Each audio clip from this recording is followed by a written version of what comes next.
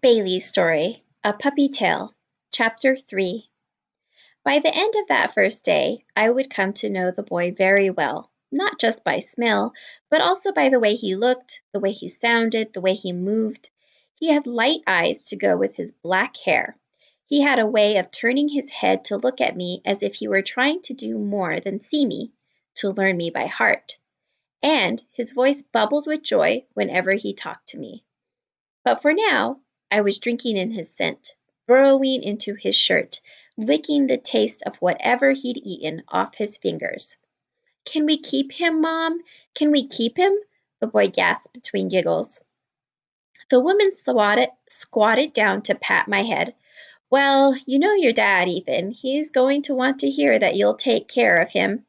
I will, and that you'll walk him and feed him. Every day I'll walk him and feed him and brush him and give him water, and you'll have to clean up when he poops in the yard. Ethan didn't answer that one. I bought some puppy food at the store.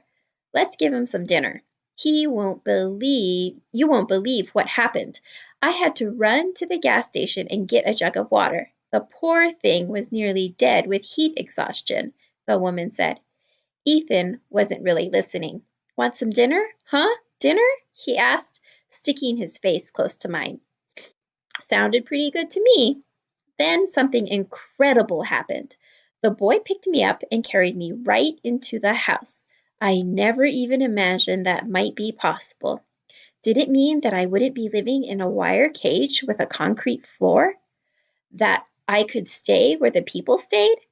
I was going to like it here just fine. Some of the floors were soft and sunk into the softness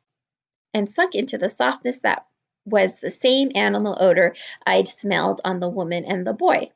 Other floors were slick and hard. They made my feet skitter out from under me as I tried to follow the boy wherever he went. When Ethan saw me struggling to walk, he picked me up, and the flow of love from him was so strong it gave me a hollow feeling in my tummy, almost like hunger. I leaned into him, lapping at his chin. I wanted him to know that I already felt the same way. He put me down next to a bowl filled with something delicious. I pounced on it. It had been a long time since I'd last eaten, back in the yard with my brothers and sisters. Ethan refilled the bowl for me when I had emptied it, and he gave me water too. And then he wrestled with me. He dangled a length of cloth by my nose, and when I snapped at it, he tugged. I tugged back and growled as fiercely as I could, which made the boy laugh so much he dropped the cloth. I shook it triumphantly. Mine! I'd won! Then a vibration rumbled through the house, and I heard a loud slam. I knew that noise meant a car door had been shut. Your father's home, said the woman whose name was Mom. Ethan stood up and faced the front door. Mom came and stood beside him. I gave the cloth a few more shakes, but it wasn't nearly as interesting without the boy attached to the other end. The door opened. Hi, Dad, Ethan yelled. A man stepped in and stood, looking back and forth from the boy to the woman. Okay, what is it? He asked. I leaped forward to wrestle with the boy's shoelaces.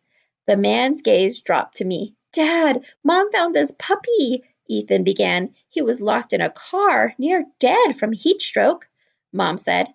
Can we keep him, Dad? I yanked hard on a shoelace. It fought back. Oh, I don't know, the man said, shaking his head. Do you know how much work a puppy is?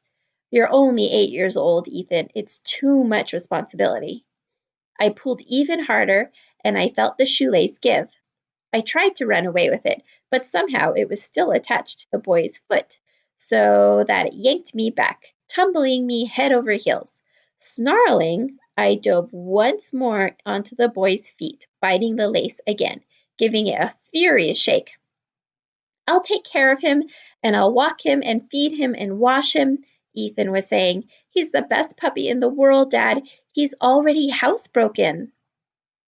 The shoelace had given up and just flopped, limply in my mouth. Since I'd shown the shoelace who was boss, I decided this would be a good time to take a little break.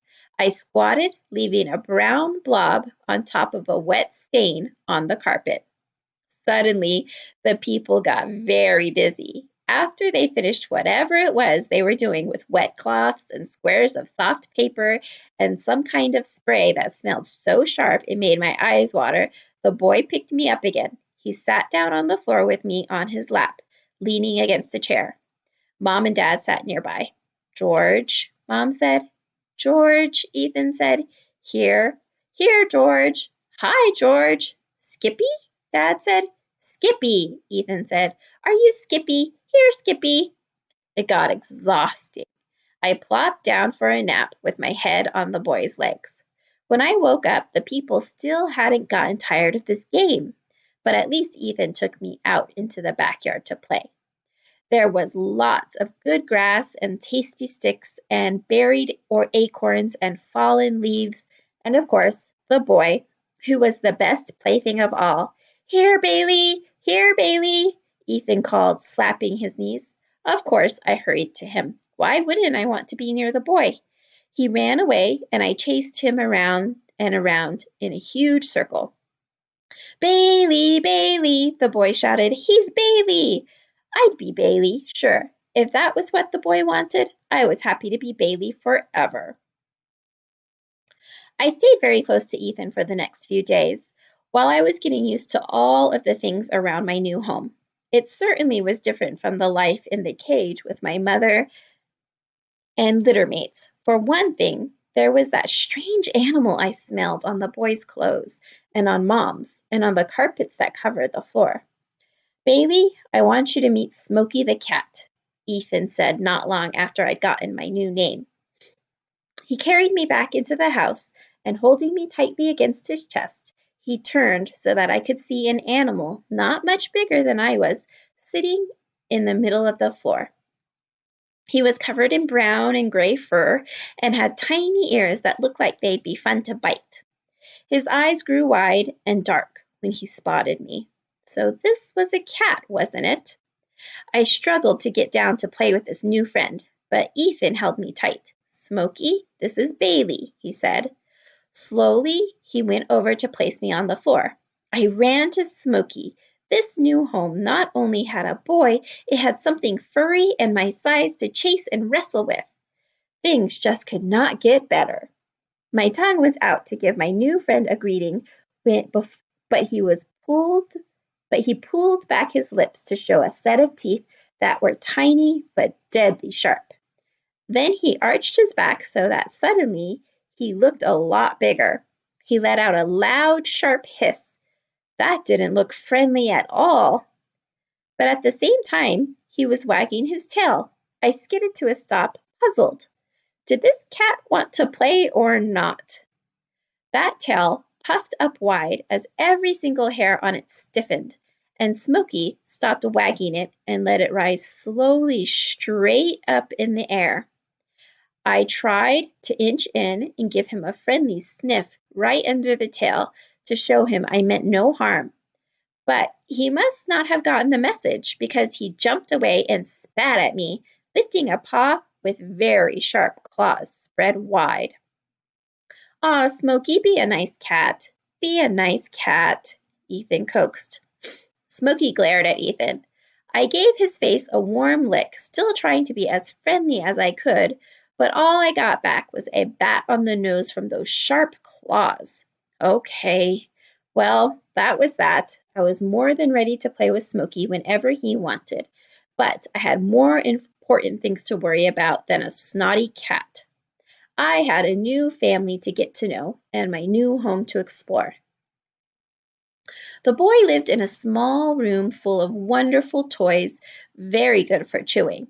Mom and Dad shared a room that had no toys at all. One small white room had a big bowl of water I could drink from if I climbed into it.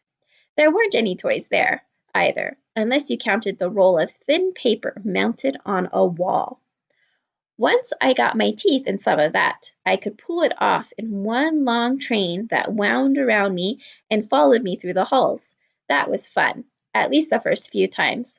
But I liked other rooms better, especially the one that smelled like food. I couldn't get at the food, though, which was frustrating. It was all locked up behind doors that I didn't know how to open. Each time I needed to squat and relieve myself, everybody in my new family went crazy, scooping me up and racing out the door with me, plopping me down in the grass and watching me carefully until I'd recovered from the shock and could go about my business. When I did, they praised me so much that I wondered if this was why they'd brought me home. It seemed like what they were most interested in.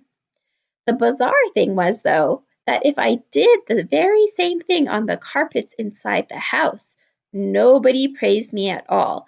And if I squatted on some paper that they'd put down on the floor for me to rip up, I'd get a bit of praise, but not too much. It was all very bewildering. No, Mom or Ethan would shout when I wet the floor. Good boy, they'd sing when I peed in the grass. Okay, that's good, they'd say when I left a puddle on the papers. I could not understand what in the world was wrong with them. Mom laughed at me when I wrestled with Ethan's socks, and she bent down to rub my ears when I fell asleep in a patch of sunlight. Mom didn't pay me much attention, although he did seem to like it when I got up early in the morning to watch him eat breakfast. Of course, I kept a sharp eye out for any scraps of scrambled egg or crumbs of toast that might drift down to the floor. But neither of them loved me like Ethan did. He felt adoration I felt adoration flow out of Ethan whenever he was near me, and that made sense. After all, Ethan was my boy.